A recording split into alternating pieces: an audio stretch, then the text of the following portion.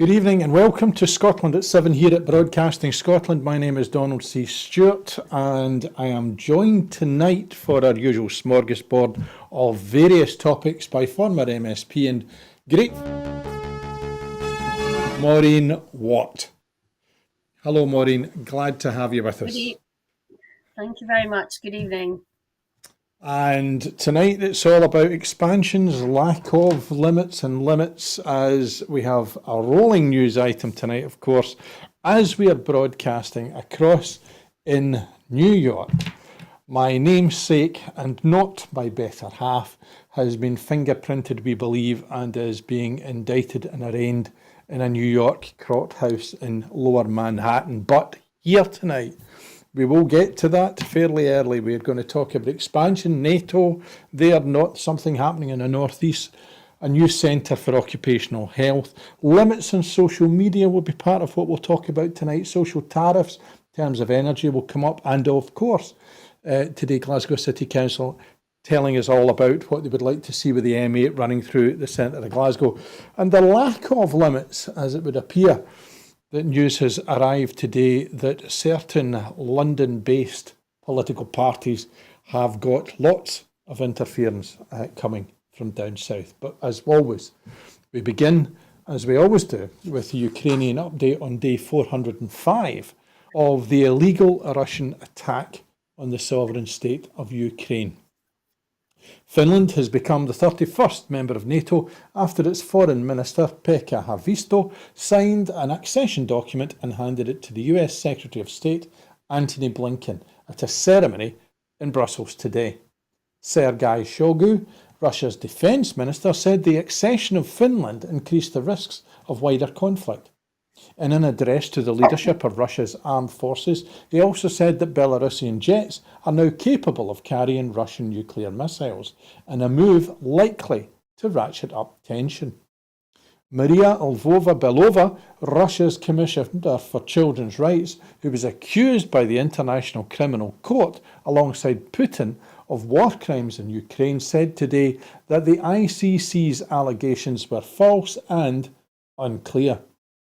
Russian investigators on Tuesday formally charged Daria Tripova, a 26-year-old woman, with terrorism offences over the killing of pro-war military blogger Vladlen Tatarsky in a bomb blast in St. Petersburg. Ukrainian defence forces destroyed 14 of 17 Iranian-made Shahid drones Russia launched overnight, Ukraine's military has reported, with 13 drones destroyed over the Odessa region in the southwest region of the country. Alexander Lukashenko, the leader of Belarus, will travel to Moscow on Wednesday for 2 days of talks with Putin, the Kremlin has said. Lithuania's parliament decided today to ban non-resident Russian nationals from purchasing real estate, citing risks to national security. President Zelensky is scheduled to visit Poland on Wednesday for talks with his Polish counterpart, Andrzej Duda. And Maureen, one of the things there, I think, and time again when I've come in to talk about Ukraine, the region becomes more and more, not embroiled, but important. Finland becoming the 31st member of NATO is significant. Clearly, we now have a NATO border with Russia, another one. We also have Belarus and the racking up of tension in the region because of the reports that they could now have planes with nuclear weapons. It does appear either that this is getting more and more desperate in the Kremlin because of the changes that are happening internationally, or that we should be increasingly worried about how this might spill over. Yes, that's a possibility. It all depends, as all this has, the whole Ukrainian war, on one man, and that's Vladimir Putin, and what he's thinking and what he wants to do next. I mean, what he says goes, and he's obviously got Belarus well in his pocket. So in terms of the war itself, we don't seem to have on the ground, we don't seem to have much focus at the moment. We're not terribly sure, I don't think, whether Bakhmut has fallen or not, and what, a spring offensive might look like on either side. So I feel that it's a bit of wait and see at the moment, Donald. And as you say, that things have shifted to a wider arena. It's very significant that Finland has now joined NATO. Um, and that increases, as you said, the border with Russia by something in 800 plus miles, a huge border that Finland has with Russia. Sweden is likely to join soon, and all because Putin has actually managed to achieve what he didn't want, which was an expansion of NATO. So you kind of want to say hell mend you, don't you? Indeed, be careful what you wish for, and going from one despot who does what he wants to another who would appear to be facing the possibility that what he did was not what he should have done at all, as Donald Trump is facing felony charges in a New York court. And as we come on air, Donald Trump is now, as I said earlier on, under arrest at the Manhattan courthouse, where he will soon be arraigned for charges linked to a hush money scheme during the 2016 election. Trump's arraignment, scheduled for 2:15 p.m. Eastern Time at the Manhattan Criminal Court, and at the arraignment, Trump is expected to plead not guilty to all charges linked to hush money payments to adult film star Stormy Daniels, who claims to have had an affair with the former president. After the arraignment, Trump will likely be allowed to return home to Florida. New York authorities will process Trump's arrest, and they are expected to fingerprint the former president. But it remains unclear whether Trump's mugshot will be taken, and it appears he will not be put in handcuffs. Trump is scheduled to deliver remarks at his Mar-a-Lago resort at 8:15 p.m. Eastern Time. The former president has already aggressively dismissed any suggestion of wrongdoing on his part, and he will likely only intensify his attacks on prosecutors after being arraigned. No electronic devices will be allowed in the courtroom. The judge overseeing the case, New York Supreme Court Justice Juan Merchan, issued a ruling late last night that only a handful of still photographers would be allowed to take pictures inside the room. Maureen, is this the greatest moment that the law could have, that it has the ability, no matter who you are, to bring you to court to account for your actions? Well, I think it shows that the laws works, as you say, regardless of who you are. I think having Donald Trump in court has been a long time coming. I mean, this is about Stormy Daniels and hush money paid, for which I think one of his lawyers has already gone to prison, has he not? Michael Cohen. So you would think that if his lawyer has gone, that it would be a pretty strong case against Donald Trump. But you never know with that man. He is the slipperiest character you ever came across. And we know that truth and lies are kind of mixed up with someone like Donald Trump. And for him to make the whole thing just a big showcase about him, whether it's the court appearance or flying back to Mar-a-Lago and having a rally, just shows that the man has got absolutely no conscience, no remorse, nothing. He's obviously one of these men that will never ever say sorry. And so I hope the full force of the law comes down on him like a ton of bricks. And one of the things that I think is quite kind of interesting, a lot of right-wing commentators were very emboldened by Trump, not only in America, but the rest of Western Europe. And we've seen the effect of the far right in various countries, Sweden, Italy, Holland, all come to mind. But now, of course, we have to think too of Finland, who had their election at the weekend, and the far right got a fairly substantial share of the vote. Trump and his arraignment, for some, is a cause célèbre, but surely in the long term, after Nixon, after some of the scandals that have happened in the Republican right, this must be the coming closer to the end of that farrago, that nonsense that, there are lies, damned lies, and Donald Trump speaking. It just seems to be now, hopefully, that there may be light at the end of some Republicans' tunnels.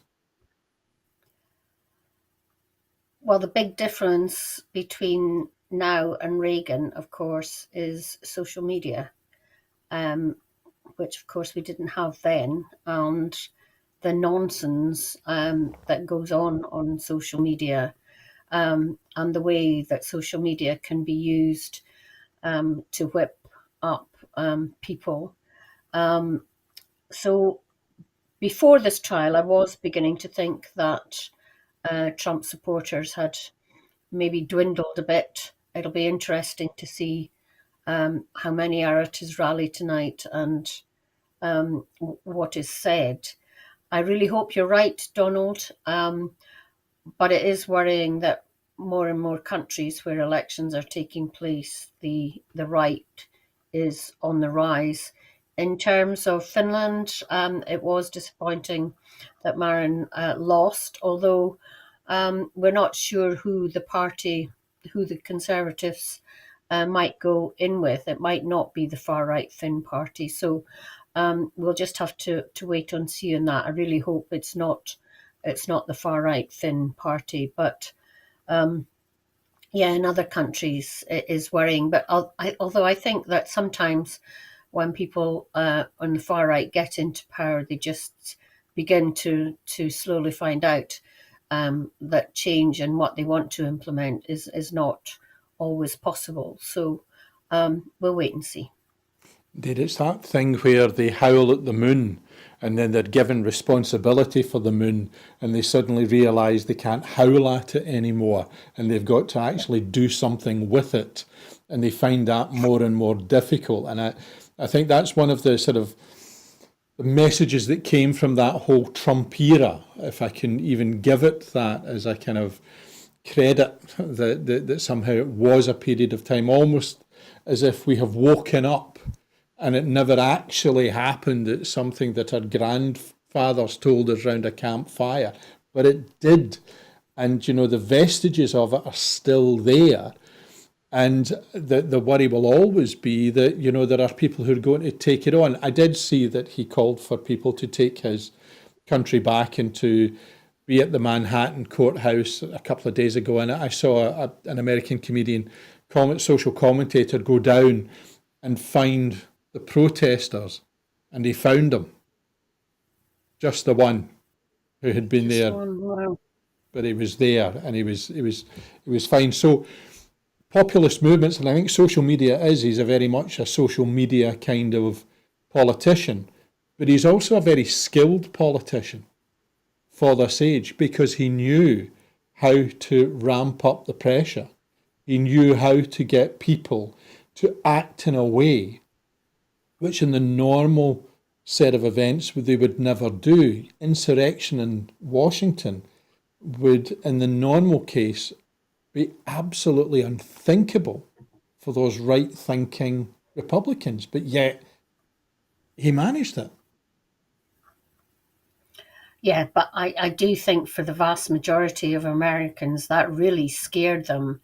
I mean, I couldn't believe it and watching it and trying to contact my friends in America at the time. It was just awful. So I think that in itself has made a lot of people who might have been quiet before realize that they had to start calling out Trump supporters.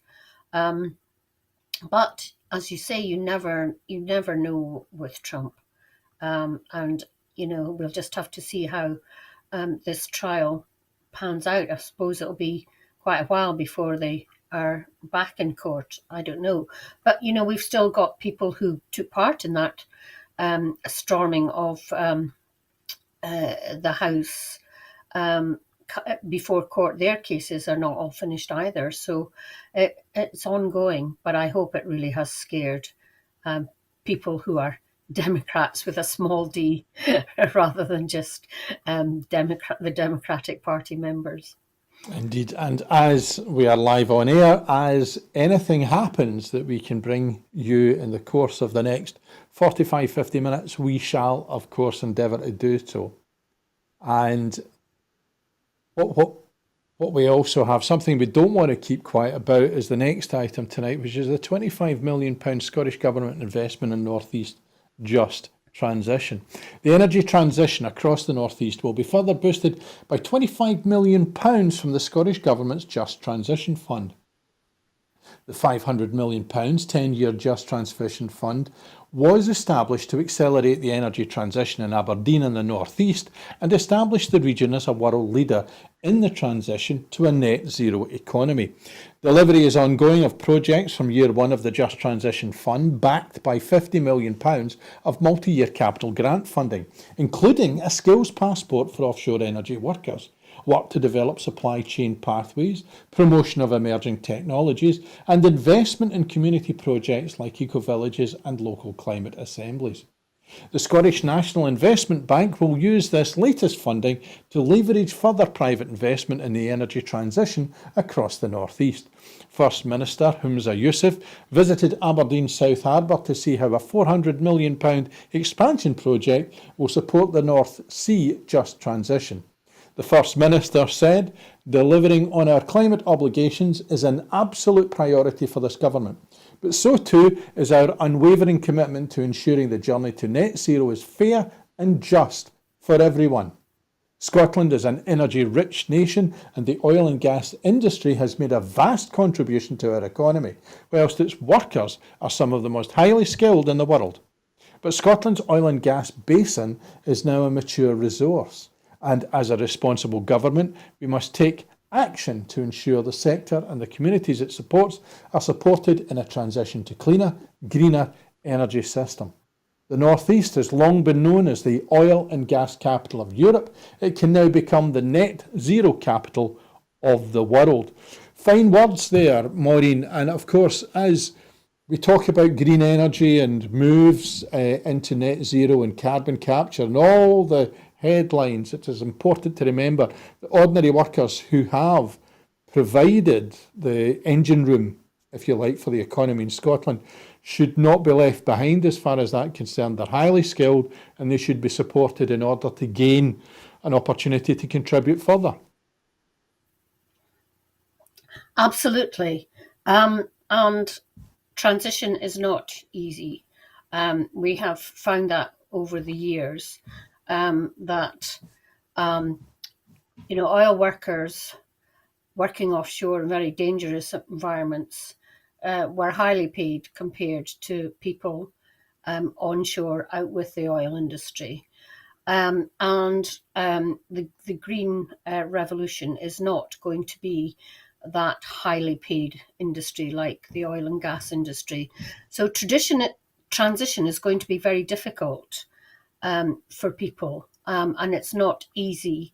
They absolutely have the skills, and they absolutely have, throughout their working lives, been able to meet any obstacles and problems in the oil and gas industry, and will absolutely be able to do that in the green industries.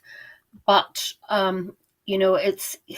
it's so easy for people to put barriers in the way. For example, where their certificates and accreditation on health and safety for offshore are not suitable for onshore, and they have to do the courses again at their own expense and things like that. So all of that needs to be smoothed out, and transition needs to be made much easier. There are courses springing up in all our colleges and universities in the North East and further afield in green energy, and that's to be welcomed. But we need to make sure that people are given adequate support as they transition from oil and gas to the other energies. So it's a difficult thing to do, but we have the skills in the Northeast to make it happen, and this money will be very welcome. And it would be good if the Westminster government started paying its share of the Just Transition Fund so that we can get on with this at a pace better than we are at the moment. Indeed. And talking of aid and so on, I moved to a slight linguistic shift. Just heard that Donald Trump has now been arrested in a move that has been described by a former White House Director of Strategic Communications, Elisa Farah Griffin, as surreal. She comments that he is now the most alone he has been in a long time. He's not flanked by aides, lawyers, body men, and so on. He's face to face with the American legal system that has caught up with him. And in another surreal part in politics, I move from there over to the UK. Today it's been announced that Keir Starmer has been bragging about pushing Richard Leonard out of his Scottish leader role. The SNP has accused Scottish Labour of being nothing more than a branch office under Keir Starmer after he bragged to the Times about how he pushed Richard Leonard out of the door less than a year after he was made the UK Labour leader. The SNP said this demonstrates how Scottish Labour's branch office status has continued under Starmer and that Anna Sarwar continues to play to the tune of Starmer no matter the consequences for Scotland. Commenting, SNP Deputy Westminster leader Mary Black MP said, Keir Starmer has admitted what we've all known for a very long time. The Scottish Labour is nothing more than a branch office under Westminster control. When Keir Starmer says jump, Anna Sarwar asks, how high? By boasting about sacking Richard Leonard, Starmer has once again revealed the contempt he holds for Scottish democracy and has shown that Anna Sarwar will continue to play to Westminster's tune no matter the disastrous consequences. Maureen, this is quite astonishing. Not just to admit that you were responsible for someone to be sacked, but to actually boast about it. And I'm also hearing, and it was suggested elsewhere today, that Boris Johnson did a similar thing to Jackson Carlaw. Yes, I mean, the SNP has come through quite a bruising leadership contest, but democratically elected, democratically fought, and the first time for 20 years. And, you know, we kind of forget about the number of Labour leaders that have been in Scotland and Tory leaders that have been in Scotland. But for Keir Starmer to boast about that, I mean, what's the man thinking about? I mean, it's just absolutely ridiculous and just plays right into the hands of those of us who want independence, because exactly as you say, Donald, it just shows that the Tory leaders in Westminster really think that they can throw their weight around in the devolved parliaments and who the devolved leaders are. And but for him to boast about it, that had him down another notch in his reputation. As far as I'm concerned, he seems to have lost the plot on that one. It is a peculiar example of the democratic deficit, that when you're elected to be an MSP for Scottish Labour, there is a possibility that you will serve not your constituents, but the demands of your paymasters down south. I use the word paymasters. I'm not 100% sure how the funding works within the Scottish Labour Party, but there's certainly the endorsement of your leader within a UK party, almost as it ought to be within a UK party.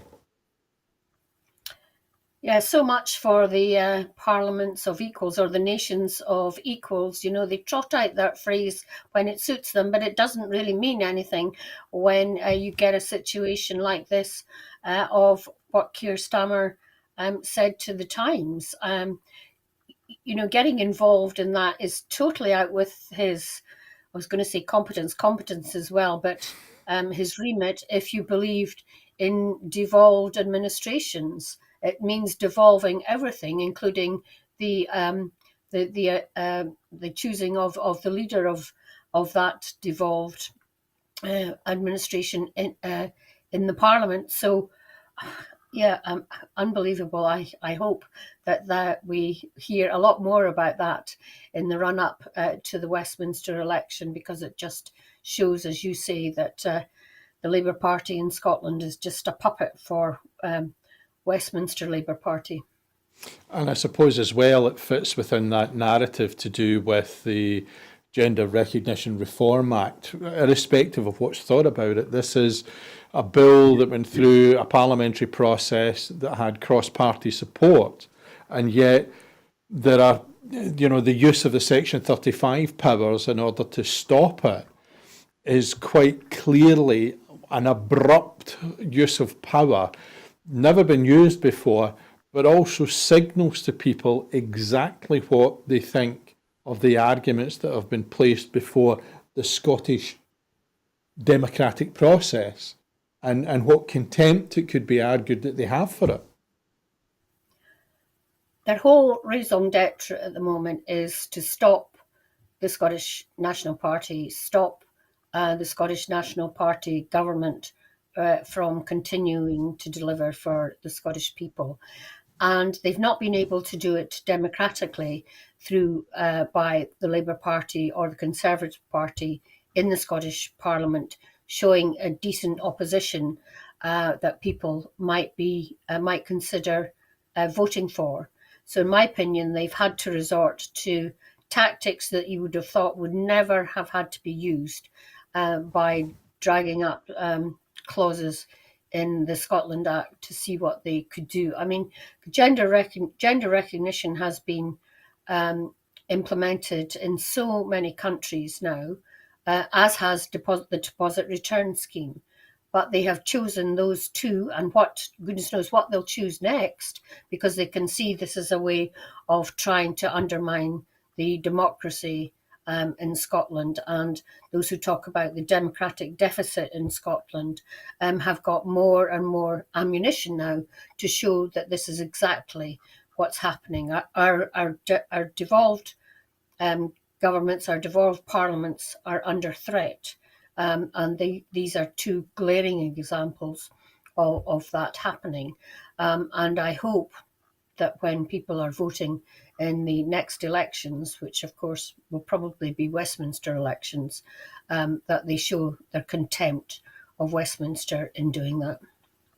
I'm one of the ones that I'm still waiting for the opportunity for the deposit return scheme to embrace the idea that Geely jars taken back should get us back into the pictures. But if there's one place where they're not doing much, there's calls today for the UK government to do more. Indeed, calls for an energy social tariff, as the UK government support has ended for households. Some of the United Kingdom's least well-off households could be left more than £200 worse off on their energy bills this year because of reduced government support, according to the consumer body Which. Joining calls made by other campaigners, it said the government urgently needed to introduce a social tariff for gas and electricity to protect the most financially vulnerable.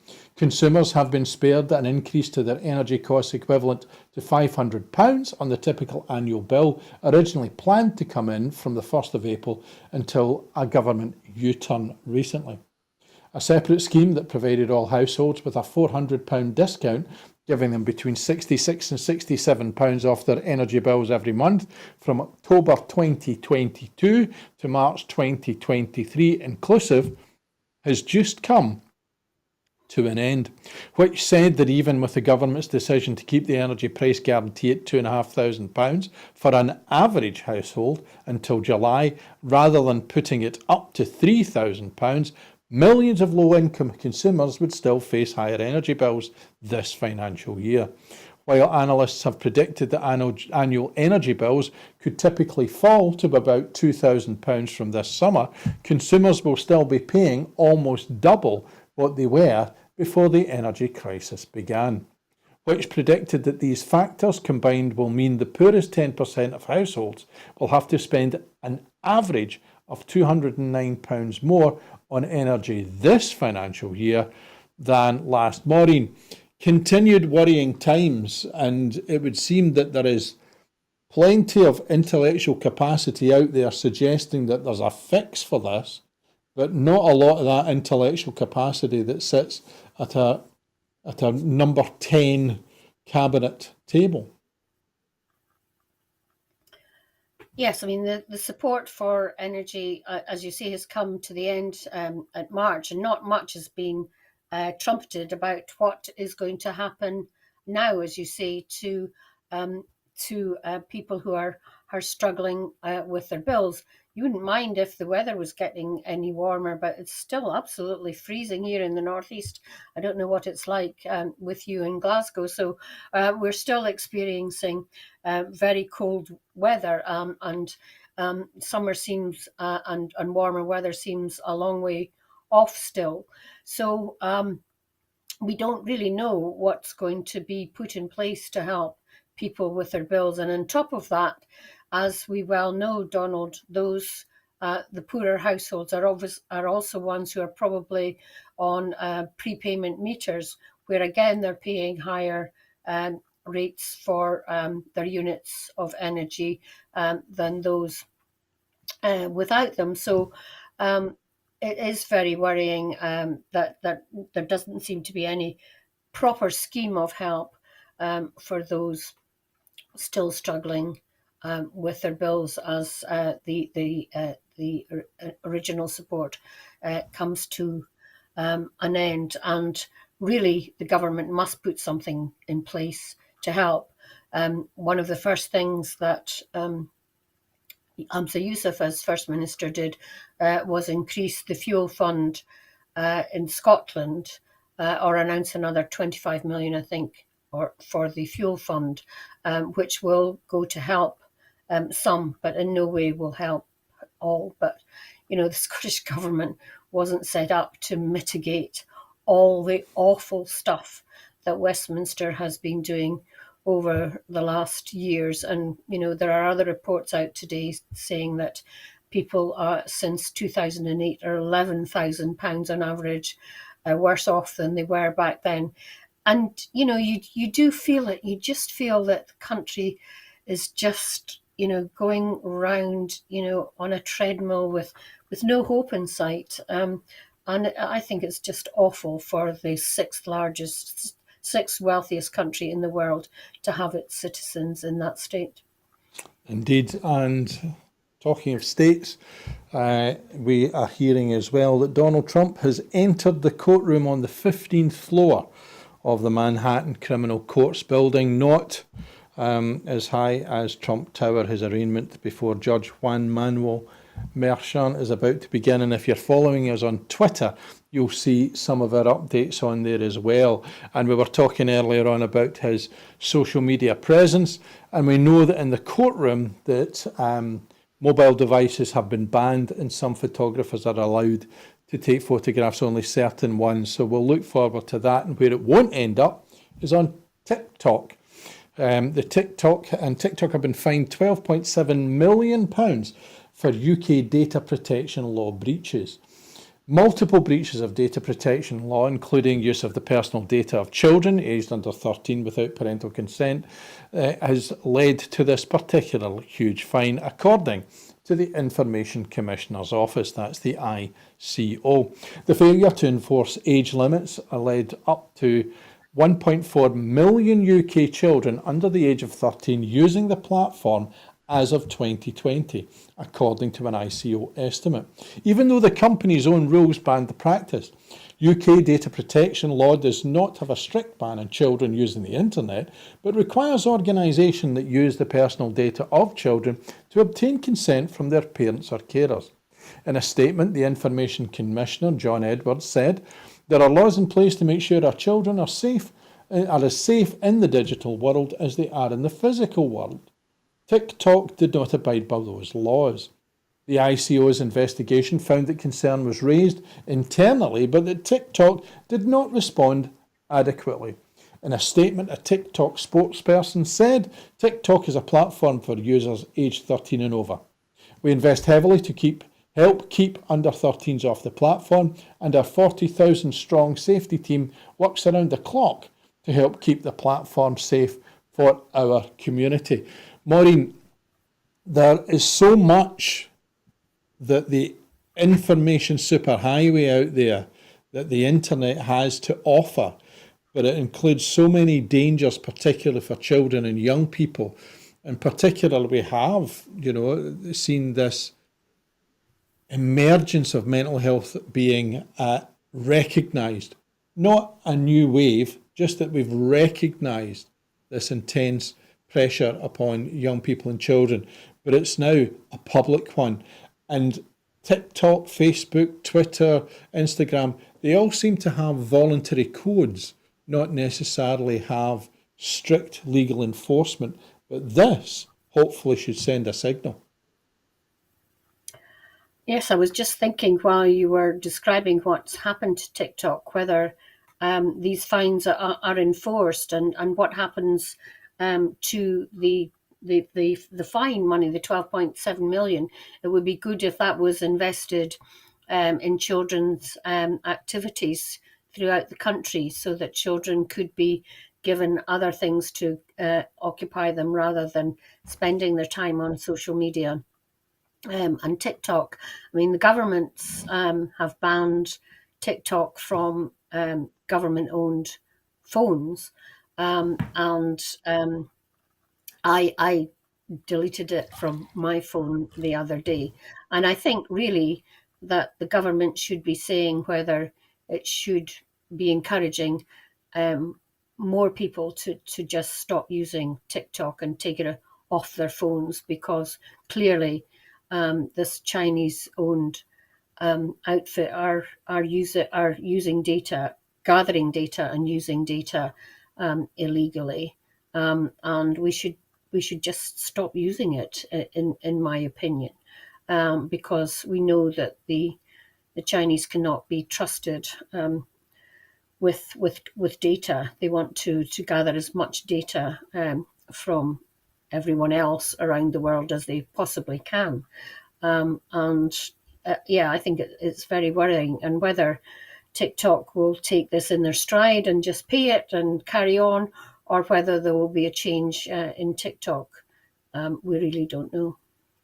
Indeed, and as we're on air as well, what we've heard is that Donald Trump has entered the courtroom, and ironically, in a court case involving hush money, that's exactly what he has done. He has declined to make any comment, and we are waiting to find out if he does indeed plead not guilty.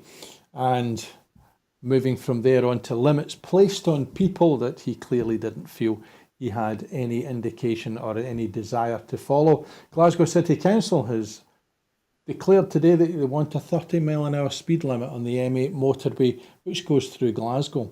Scottish Greens councillor Christy Mearns has succeeded in having a motion to introduce the 30-mile-per-hour speed restriction on the M8 motorway through Glasgow city centre passed by the City Council. The motion is the first stage of a Scottish Greens policy which would eventually downgrade the M8 motorway in the city centre into a boulevard. Glasgow Council Transport Convener Angus Miller has now written to the Scottish Government asking for slower speeds to be considered. Transport Scotland said it was open to engaging with the Council on the potential impacts of any proposals. The Council are also considering bringing parts of the motorway within the city's low emission zone rules. The Council has agreed to look for ways to mitigate the impact of the M8 in the short term before eventually seeking to downgrade the road. As a trunk road, the M8 motorway is owned and controlled by Transport Scotland, an agency of the Scottish Government who would have to agree to the changes. Councillor Mearns justified her motion by accusing former transport policies of encouraging car use, accelerating climate change and compounding poor health and inequality. Maureen, for many of us who have used to that 70-mile-an-hour limit, which I know is reduced going through Glasgow down to 50, but I don't often see many people who abide even by 50. Is this something which is practical? Well, I think you'd be surprised. I think sometimes when you reduce the speed limit, um, traffic actually can flow freer than it did at a higher speed.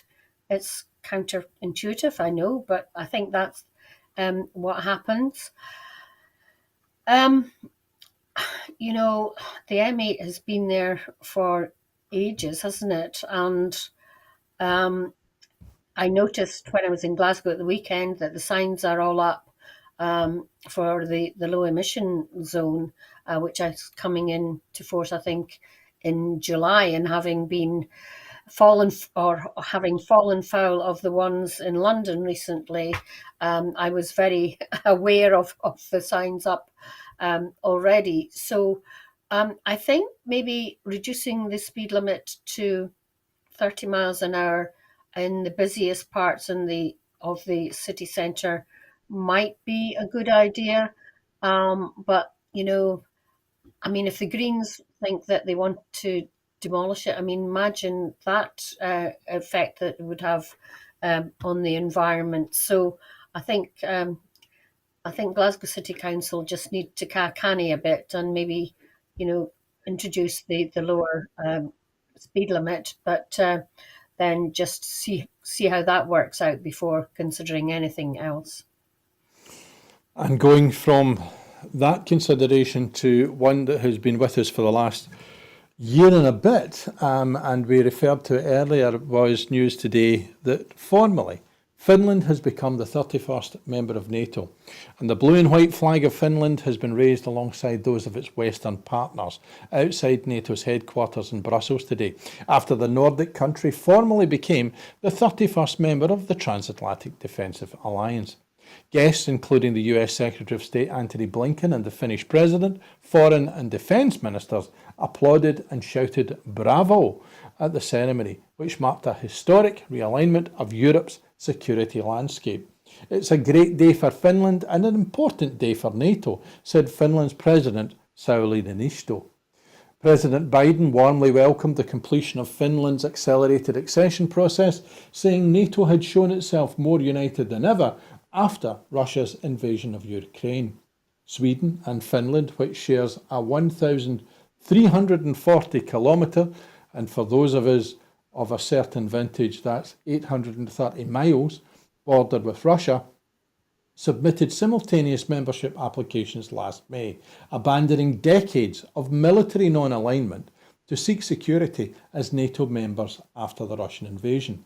NATO's border with Russia will roughly double with the accession of Finland, in a strategic and political setback for Vladimir Putin, who has long complained about NATO's expansion towards Russia and partly used it as a justification for his invasion of Ukraine. Joining NATO means Finland falls under the alliance's Article 5, a collective defence pledge that stipulates that an attack on one NATO member shall be considered an attack against them all. The country also brings a potent military force into the alliance, with a wartime strength of 280,000 and one of Europe's largest artillery arsenals. Finland is one of few European countries to have maintained a conscription army, and its forces are trained and equipped with the primary aim of repelling an eventual Russian invasion. Finland's accession falls on the 74th anniversary of the signing of NATO's founding Washington Treaty on the 4th of April 1949. Maureen, people may not know that Finland at one point was part of Russia. I have been to the country, and I once stayed in a hotel that had been a headquarters of the Russian Communist Party in the country. So this is a very real threat to the Finns, and they really do have generationally felt the might of the Russian bear. So this is a significant step. Yes, it's a very significant day, not just for Finland and not just for NATO, but I think, well, Europe in particular. And we know that there are other countries wishing to join NATO, not least Finland's neighbour Sweden. But I also heard that other countries who have until now remained neutral, even Switzerland, are not averse to thinking about joining NATO. And it just shows you how the Russian invasion of Ukraine has destabilized so many countries, and how they think about their future, and has, of course, caused the opposite of what Vladimir Putin wanted, which is to force more countries to think about joining NATO and actually joining NATO rather than the other way round, which he had hoped. And he continues to call NATO an aggressor, but the fact that so many people want to join it and see it as a defence mechanism rather than an aggressor just shows you how wrong-headed Putin is. Indeed, we go from one defence mechanism to, we are seeing now the first photographs of Donald Trump sitting at his defence table, a very sobering look, fairly downhearted, dejected looking man. Not so on T-shirts that have apparently come out, and you can buy a free T-shirt for a minimum donation of $47. I'm not quite sure how that converts into pounds, with a fake Trump mugshot with "not guilty" underneath, obviously looking to drum up some money for multi-millionaire Donald Trump's defence fund. And we move from that level of news information into something far more serious, which is one dead and dozens injured in the Netherlands train crash. Train has rammed into a maintenance crane on the tracks before it derailed and ploughed into a field, killing the crane operator and injuring dozens of passengers in the early hours of the morning. The maintenance work was planned and standard, but we have no idea how the crane gets on the track, which was still open for traffic. John Vopen, the chief executive of the railway infrastructure company ProRail, said at a news briefing today. Rescue teams ferried away the injured in pre-dawn darkness at the scene of the incident in Voorschoten, a village near The Hague. The crash happened about 3:25 in the morning local time, according to emergency services. Some of the injured were treated on the spot. 19 were taken to hospital. Train services suspended for days between The Hague and Leiden, one of the busiest routes in the Netherlands, according to ProRail. Several investigations had been launched to understand reasons for the crash took place and to avoid it happening again, according to officials. The Dutch construction group BAM told the newspaper NRC and the ANP news agency that one of their employees died in the crash. The driver of the passenger train was in hospital with bone fractures, Wouter Koolmees, the chief executive of NS Dutch Railways, said at the news conference. The front carriage of the night train from Leiden City to The Hague derailed and ploughed into a field, emergency services said. The second carriage was on its side. A fire broke out near the train, but was soon extinguished. Maureen, a fairly horrendous series of reports in there in terms of that train crash, which reminds us, should we ever need it, that out in the world there are very serious things happening, whilst there's a pantomime and a circus somewhere else in the world. Yes, and it was just last month, was it not, where we saw a very serious train crash in Greece. So yes, it's something that we always have to be mindful of. And of course, we in the Northeast remember the serious crash just south of Stonehaven, where there were lives lost as well. So, you do expect your train journey to be safe, and I'm sure the train companies do try to maintain a high level of safety. But sometimes these tragic circumstances occur, and it's deeply worrying. And our thoughts go to all those who have lost loved ones and have relatives and friends who are seriously injured. It is something that we have to keep remembering, that as well as expanding railway services and putting on new trains and new courses and new coaches, that maintenance of the track and the systems need to be kept up to a very high standard. Dean, it's that high standard that in this country, that the method of running the trains in England and was how they were run in Scotland in terms of Abellio and the franchise system, that it seemed to be fracturing, if not falling apart. And I wouldn't go so far as to say that people's lives were at stake, but certainly safety was a cost-cutting idea rather than the principle of ensuring that people were being transported from A to B. Yeah, I mean the way that the rail system is run in the UK overall is pretty ridiculous, with so many different train companies and then Network Rail in charge of the infrastructure. Fortunately, in recent years, Network Rail in Scotland was working very closely with ScotRail and now the National Railway Service.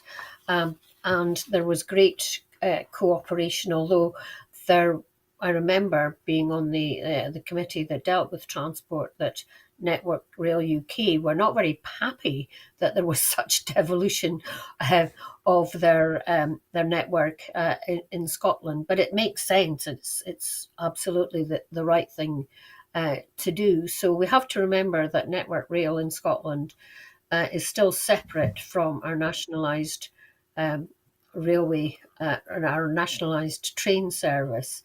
And it would be something that would obviously be sorted properly with independence, and we would have our own network, our infrastructure, rail infrastructure company, or make it part of our nationalised railways completely. So, yes, as I say, UK wide, the rail structure and the train companies go bust regularly south of the border, and you have companies handing back their franchises to the government. Thankfully, we've not got that problem now in Scotland, and it shows how we can do things differently and better in Scotland with devolution, and we could do it a lot better with independence. Indeed. And we go from that news to slightly more uplifting news that Strathclyde University have launched a new Centre for Occupational Safety and Health, again in the region of health and safety. And as a new Centre for Education, Research and Professional Development in Health and Safety is to be launched by the University of Strathclyde. The Strathclyde Centre for Occupational Safety and Health, SCOSH, has been established to support the increasing demand for high-quality management of occupational health and safety.